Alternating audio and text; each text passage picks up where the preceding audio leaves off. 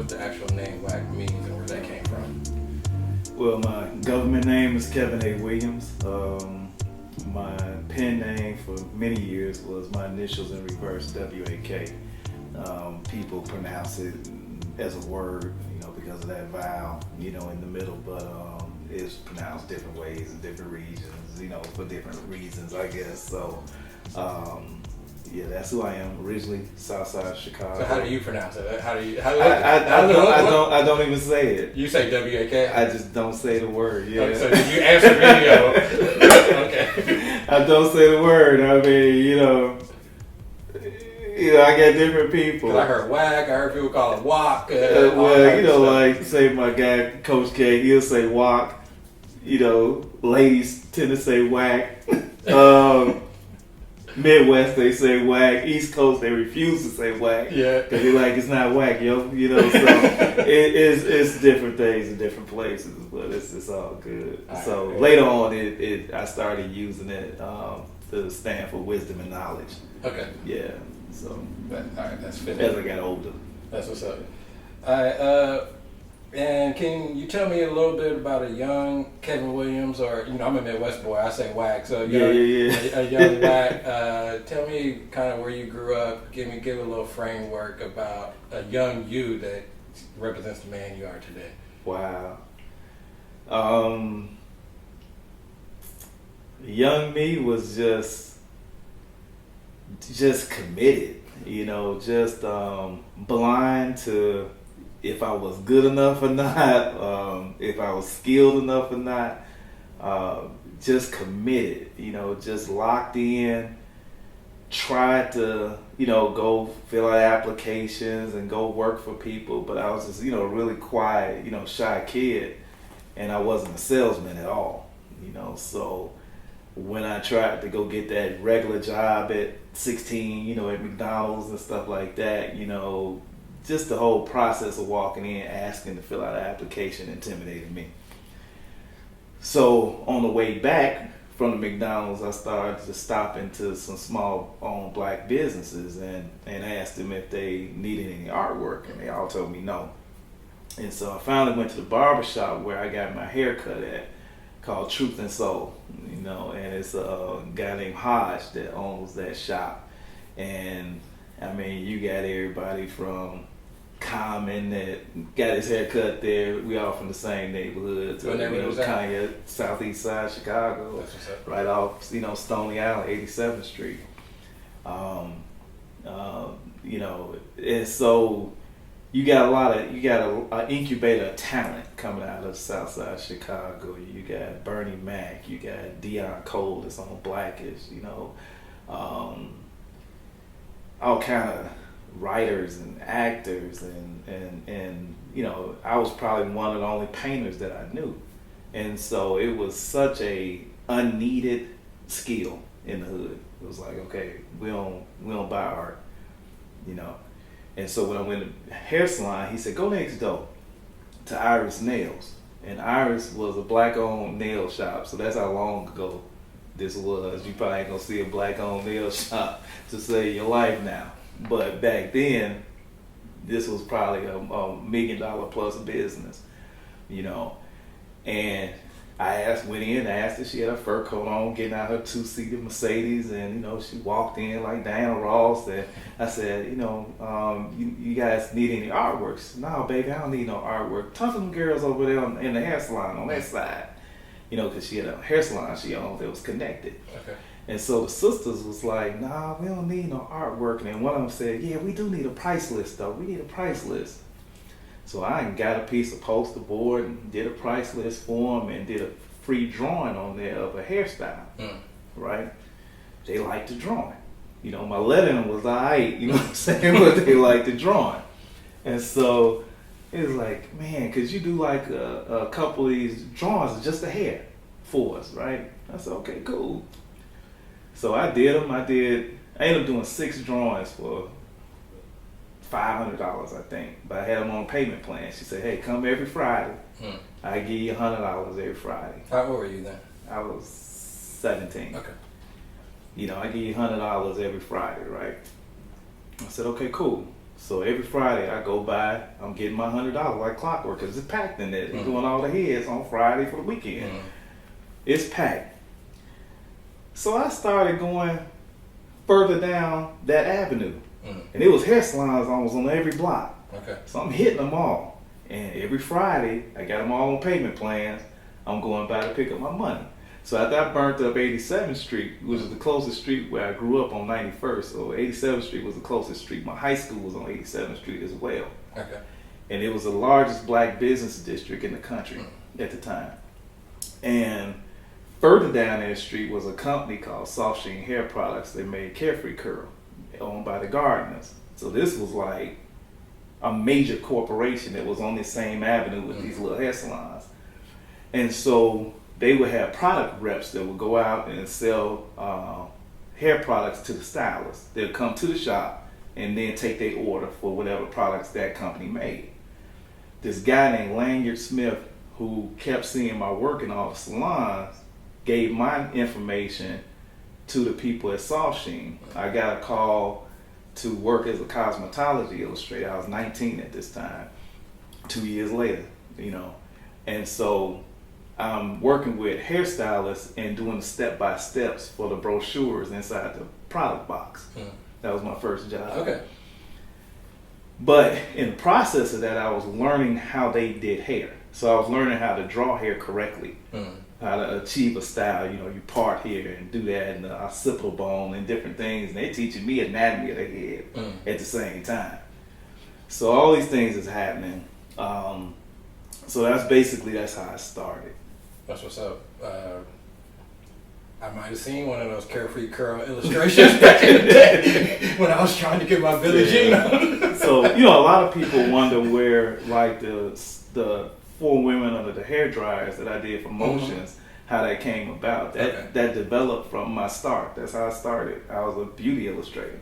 That's what's up. And it definitely shows the vision and power of black women. Because I heard you probably got a lot of no's, and there was a black woman that really seemed like started the story a little bit. Yeah, I recently purchased a photo from a sister that's in a current exhibition. That's a young girl getting her hair washed, and they just took me all the way back to them first sisters that spent that money. Do you recall the artist? I think Jax or something like that. Stay Snapping or something. Yeah, I think I've seen it. That's his Instagram, right? Yeah. I mean, well, and I'll put that yeah, name on. But okay, that's what's up. So that took you back. Yeah, so that took me back, and so my second level of employment was with fashion designers. Okay. So I would draw. After I started with the salons, I started working for a men's boutique, a men's clothing store, actually on that same street called Thomas and Thomas. Okay. And I would do they would run ads in the local newspaper, but like the Tribune or the Sun-Times, the major papers. And I would do these pencil drawings for their ads. And then I got a call from doing that from a place called Evans Furs. And I would draw furs. And from that went to a company called Grossenova in Canada, and I was doing drawings of their furs and stuff. So I was getting this work, this freelance work, but it was never consistent enough, to say, okay, I'm making a good living. Yeah. You know what I'm saying? I have a hit there. But, after hours, I was in the nightclubs. When I turned 21, I'm paying for the nightclubs. My first gigs in the nightclubs were for the club photographers. Okay. And so I would do those airbrush backdrops you see. You know what I'm saying? Probably still in the clubs, So I was the guy painting the Benz in front of the skyline and the glitter letters that said Chicago. That was what I was doing at night. Okay. So I would wake up and I would grind all day. I had like a $250 a day minimum. Like that was my quota I had to get. And I would just wake up and I would just walk door to door, ride the train, whatever, go downtown and everything. And everything was cool. I was starting to make some money, getting a little traction, but I was getting more money from the street. You know what I'm saying? From the clubs and then the hustlers and so on and so forth. Now I was doing portraits of cats, because they ended up financing some of the salons. Okay. Or their girlfriends was hairstylists. So that's how I started doing portraits for them. I mean, they cars and stuff like that. Will buy a reproduction. I didn't think people would buy a reproduction. It was a gallery that sold reproductions. It wasn't a fine art original, space. But in the mid '90s, that was real hot. There was several $1 million plus black artists at that time, from Annie Lee to Charles Bills to even Gilbert Young. These were like household names on a national level, and I was just in Chicago on a local level. Yeah. So I had my popularity, my local popularity, but I didn't understand that dynamic till, much later. That's what's up. But yeah, that definitely explains a lot, because you got the game. Yeah. And around a lot of hustlers, a lot of that beauty salon, they be hustling. Yeah. So yeah, that kind of explains a lot in your direction for sure.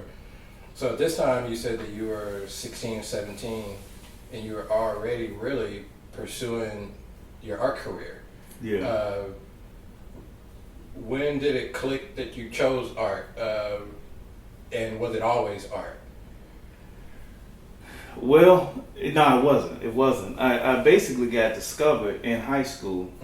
I went to a trade school called Chicago Vocational, which is on that same street. Everything I'm talking about probably is within a mile. Okay. You understand what I'm saying? So I'm going to high school, and you study a trade. Now, I was studying architectural drafting, and then I kind of was sliding towards machine drafting. And part of my requirement was I had to take heating and air conditioning repair. And at the process of taking heating and air conditioning repair, I started drawing in class and got called out by the instructor, Mr. Schlesinger, who, thank you for, giving me a whole career.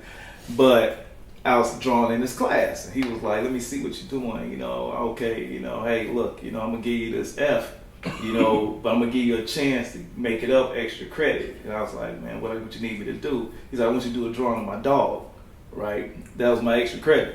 So I did the drawing of the dog and everything, because I used to draw dogs when I go down south and visit my grandparents and stuff. I'd sit down there and be drawing dogs and stuff like that, and animals or whatever. I drew some of everything, because I always wanted to know how to draw anything. And so I draw this dog. The commercial art department was directly across the hall, so he takes the drawing over to a guy named Mr. Robert Johnson. And these are two white instructors teaching on the south side of Chicago, right? All black school. So he take the drawing over there. He said, Mr. Johnson want to talk to you, right? I said, okay, cool. He said, well, have you thought about, majoring in commercial art? This is really good. I said, man, artists don't make no money. I said, I have no interest in being an artist. I said, I'm going to DeVry. You see all the commercials on TV, you know what I'm saying? I'm going to DeVry like everybody else, right? And so he's like, I think you should think about that. Why don't you come over, and I want to run you through a couple exercises. So they had a platform in there, like in college, you got the platform, and you got the model that sit up there, but they would just sit up there with their clothes on. It'd be a student that would go sit up there fully clothed, and we would, you would draw a student. So he said, sit at this horse, this bench. Here go a newsprint pad, and he handed me some charcoal. I never touched charcoal before. Handed me a piece of charcoal. He said, you got 40 minutes. Let me see what you can do. Just draw him, right? I draw him. 25 minutes, 30 minutes, I stopped. I said, that's all I got, right? He said, okay. He said, you get any formal training? I said, nah. I said, I just draw from time to time. I thought everybody could draw, literally. I didn't think it was no skill. Yeah. I thought I was probably a little better than average, but I didn't think, I'm good. And so he talks to my parents. He said, I want to talk to your parents. Now this is where the trauma set in, because my dad was a teacher. Okay. He was a math teacher, but he was a mathematician. He also developed curriculums for the school, for the public school system where I'm in the public school system. My father's like, I'm like, yeah, that's not a good idea. My father ain't going for that, right? He's like, I just need to talk to your parents. Can you get them to come up here? I said, okay, cool. My parents will go up there. My father walk in the door. Ain't happening. Ain't happening. I only know one artist, and it's the art teacher at my school. I don't know another artist. Yeah. I don't know a professional artist making a living at art. Absolutely not.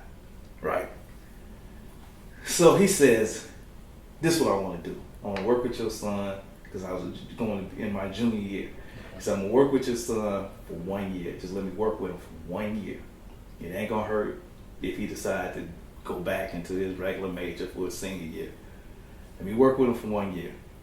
He said, I'm going to enter him in every local, state, and national competition. Let me just see where he's at. Just let me work with him. He said, I think your son can get a national scholarship. My father was like, oh, okay, cool. Scholarship, right? You said the magic word, scholarship, because I got two sisters, right? One younger, one older, and, got one coming behind for college and one already in college. So my father was like, okay, cool. So he did that. And Mr. Johnson was an accomplished artist himself, but the CBS art department was the top high school art department in the state. So he, on board at the Art Institute, the whole nine. I mean, really, really dope. Still alive, actually. We stay in touch. Okay. And so he entered me in everything, and I was winning everything, right? So he said, well, I'm going to enter your complete portfolio in the Scholastics competition. Right? I remember the Scholastics, yeah. And so my complete portfolio won like 8 gold keys, right? He's like, okay, cool. He's like, you got a partial scholarship offer as a junior from Pratt in New York. Okay. I'm like, oh, okay. Because I studied the Society of Illustrator books that we had in class, and everybody that was a professional illustrator was New York based. Either that or LA, mostly New York though. And so I really was imitating what I seen in those books. I was really trying to get that good. Yeah. Looking back on it, I don't think I was as good as I thought I was, but it was time, during that era. It was winning. And so it's crazy because on this wall in my studio, I keep this photo, that black and white photo. It's me in front of a piece called Excalibur, which is a James Vanderzee photograph that I recreated. Right, and I'm 17, and it's a 4 foot by 8 foot piece, right? So that piece goes to my senior year, it goes to the AXO competition. So AXO, I end up winning gold medal for painting, and then go to represent the state of Illinois and New Orleans in the national competition. That's when I really realized that, okay, this is doable. The whole world out there. Now, I didn't win. But when I didn't win, the crowd booed who won because they swore, okay, he won, So that was the first time I realized that I was cool with being a winner with the people. Like I didn't feel like I may need get this validation from the institutions. I may not. But I'm going to win with these people because they've always been there for me. It's really your people. Yeah. Yeah. And so for me, that was the victory. As you mature and you grow older in this field, you want that other validation too. But at times you just take what's at hand. And so that's kind of how I developed. But I ended up coming out of there, got a scholarship to the School of Visual Arts in New York. My father was like, you need to pick a school in Illinois. We're not doing the out-of-state thing. I ended up at the School of the Art Institute. Was there for about a year. Dropped out of there, went to Columbia College because I felt like they had a better illustrator program. Because the Art Institute was fine art. I wasn't trying to be a fine artist. I was trying to be an illustrator. To get a job. Yeah. And little did I know all that was going to get phased out, down the line. But so I ended up at Columbia for a couple of years and then dropped out of Columbia and just felt like I would go back, if I can't build what I feel like school will bring me, then I'll go back. That's kind of what was my mindset at that time. I had a younger sister about to go into college. I had an older one in college. My parents weren't wealthy. I lost my scholarship at this point. So I'm like, I just have to figure it out, So then my level of commitment, what I do, I ain't had no plan B. I had plan A, and that was it. No, Plan A just had to work. I mean, that's what's up. And earlier you said an artist was the last thing the Southside Chicago hood needed, but it's just what they didn't know they needed. Yeah. You know what I'm saying? Yeah, In hindsight, it's exactly what the hood needed. True. Yeah. And you one of those visual storytellers of the hood. You know, so it's very important. Indeed. And it's interesting that you was on your grind, you was on your hustle at 16, 17 years old, talking to business. Yo, you need some art. A lot of people still not doing that. Yeah. They're just waiting on the invitation. Yeah. He was out there knocking on doors as a young man. You know what I'm saying? Yeah. So I realized wasn't nobody, probably gonna come get me. Yeah. You know what I'm saying? Yeah. So, but it still takes courage to do that, to knock on those doors and to share your work. Yeah, I mean, it takes a lot of courage, but it provides a lot of needed rejection too. Like you don't have a false sense of accomplishment, and in a city like Chicago, they ain't finna give you nothing unless you really dope. Like I've seen major talented people that the world say, "Oh, you great talent." And I've seen people in Chicago sit there like they ain't seen nothing impressive. Yeah. You know what I'm saying? That's and then they go keep you honest. And then that firmness that they have is like that creates you to be okay. It got to be doper. You don't go and say, okay, forget them. Let me just keep doing me. You like, nah, I need them to love me. You know what I'm saying? And then by the time you get people that don't even like you, be like, yeah, that nigga dope. Yeah. You know what I'm saying? And that starts to change the whole vibe. You like, okay, yeah, alright, you gonna know this is dope. You ain't gonna say it's dope because we friends. Yeah. You gonna say it's dope because it's dope. Yeah. You know what I'm saying? So that just changed my whole. I thank God for that city. I mean, it really is, man. It's a journey, brother. It's something that's it's so much of it taps into your soul if you really do this shit. You know what I'm saying? I mean, it's not a trick. You know what I'm saying? A lot of people approach it like it's a magic trick and shit, and that to me, that ain't what this is. This is like it's your being. Yeah. You know what I'm saying? And when you put your soul out there on the table, butt naked like that, you're gonna be uncomfortable. Like every piece of art, I'm uncomfortable with. I don't paint shit I'm comfortable with because it ain't art. If I know how it's gonna come out, and I'm like, oh yeah, I know how this one's gonna go, and that's just a trick. That's like technical. Yeah. When it's emotional, that's a whole nother level of exposure. And I think to be your authentic self, this is really me. Pretty much every painting I have, no matter what the era was, I can say, yeah, that would have probably been me on that ship.